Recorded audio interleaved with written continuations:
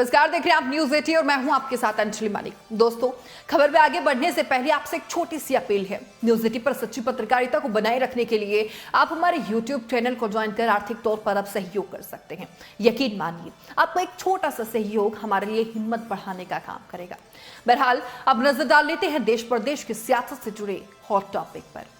राजनीति में एक कहावत कही जाती है कि सियासत में कहानी बस पावर की होती है, किसमें कितना दम है बस यही बात होती है। सहारनपुर से दिल्ली अपने घर लौट रहे चंद्रशेखर आजाद पर फायरिंग होती है।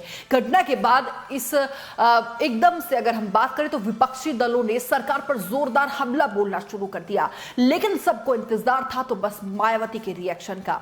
लेकिन भाई, मायावती की तरफ से आजाद को लेकर कोई भी प्रतिक्रिया सामने नहीं आई। हालांकि मायावती की अगर हम बात करें तो उनको बकरीद पर सभी को शुभकामनाएं देना तो याद रहा, लेकिन अपने कॉम्पिटिटर के लिए दो शब्द कहना वो भूल गई। बहन जी ने ट्वीट किया और कहा कि देश और दुनिया में रहने वाले सभी भारतीय भाइयों और बहनों को ईद उल अजहा त्योहार की दिली मुबारकबाद और शुभकामनाएं। हालांकि मायावती का आजाद के लिए कुछ ना लिखना उनके समर्थकों को भा नहीं रहा है। जब रावण के समर्थकों से सवाल पूछा गया इस पर तो उनका कहना था कि भैया, पब्लिक सब देख रही है। दरअसल भीम आर्मी चीफ पर हुए हमले को लेकर देश भर के नेताओं ने नाराजगी जो है वो जाहिर की है और उत्तर प्रदेश की कानून व्यवस्था पर जमकर निशाना साधा है। वहीं दलितों की राजनीति करने वाली बसपा सुप्रीमो ने इस घटना पर कोई भी रिएक्शन नहीं दिया, कोई भी प्रतिक्रिया उनकी नहीं आई है। इसे लेकर देश भर के नेता हैरान हैं। अब लोगों का आरोप है कि मायावती भाजपा सरकार के इशारे पर काम कर रही है। लोगों की अगर बात माने तो मायावती और भीम आर्मी प्रमुख दोनों ही जो नेता हैं वो दलित पिछड़ों की बात करते हैं। तो आखिर चंद्रशेखर आजाद पर जब अज्ञात हमलावरों ने हमला किया तो जिससे वो घायल भी हो गए, बाल बाल जो है उनकी जान बची। इस घटना के विपक्ष के नेताओं ने जब सवाल उठाए तो उत्तर प्रदेश की कानून व्यवस्था को पूरी तरीके से ठप बता दिया। अब बड़ा सवाल ये उठता है कि आखिर मायावती इस हमले के बाद उनका एक भी ट्वीट सामने क्यों नहीं आया। ऐसे में अब जो राजनीतिक विश्लेषक है और जो जनता है वो मान रही है कि भीम आर्मी चीफ चंद्रशेखर आजाद मायावती के लिए भविष्य में खतरा बन सकते हैं।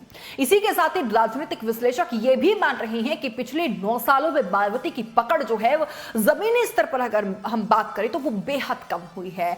बीजेपी की बढ़ती हुई जनाधार और साथ ही उनकी जो नीति है उसके खिलाफ चंद्रशेखर आजाद लगातार धरातल पर उतरकर उनके लिए धरना प्रदर्शन करते हुए नजर आए हैं, उनके खिलाफ आवाज उठाते हुए नजर आए हैं। इतना ही नहीं है, जमीनी स्तर पर काम करके आजाद ने एक अलग ही पहचान जो है वो इन दिनों अपने देश भर में बना ली है।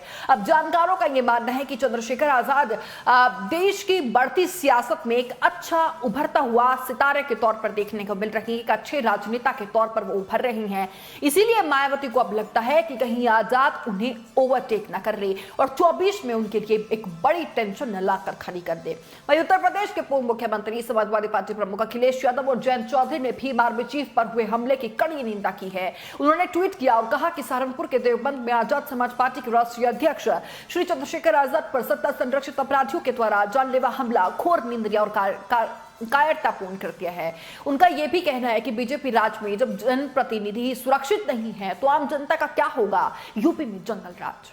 आपको बता दें कि उत्तर प्रदेश में सहारनपुर के देवबंद में बुधवार को अज्ञात हमलावरों ने भीम आर्मी चीफ चंद्रशेखर आजाद पर गोली चला दी थी, जिससे वो घायल होकर बाल बाल बचे हैं। गोली उनके पेट को छू कर निकली है। पुलिस अधिकारी ये जानकारी उन्होंने दी कि वरिष्ठ पुलिस अधीक्षक आपको बता दें कि विपिन ताना ने बताया है कि बुधवार शाम 5:15 बजे तकरीबन थाना देवबंद पुलिस को चंद्रशेखर आजाद पर गोली चलने की सूचना मिली, जिसके बाद पुलिस के आला अधिकारी जो है वो तत्काल मौके पर पहुंचे और घायल को तुरंत ही अस्पताल में ले गए। थाना के अनुसार अगर हम बात करें तो गोली आजाद के पेट से छू कर निकली है और अब उनके द्वारा बताई गई घटनाक्रम की पुलिस जांच कर रही है। हालांकि पुलिस ने जो है इस मामले में अब तक 4 संदिग्धों को हिरासत में ले लिया है और साथ ही साथ जो गाड़ी जो एक स्विफ्ट डिजायर जो फॉर्च्यूनर गाड़ी के उनके पीछे लगी थी उस गाड़ी को भी बरामद कर लिया है। देखना होगा कि आने वाली जांच में क्या कुछ खुलासा और होता है। बहरहाल रिपोर्ट पर आपकी क्या राय होगी जरूर कमेंट बॉक्स में रखिएगा। फिलहाल मेरे साथ इतना ही। देखते रहिए न्यूज़ 18। नमस्कार।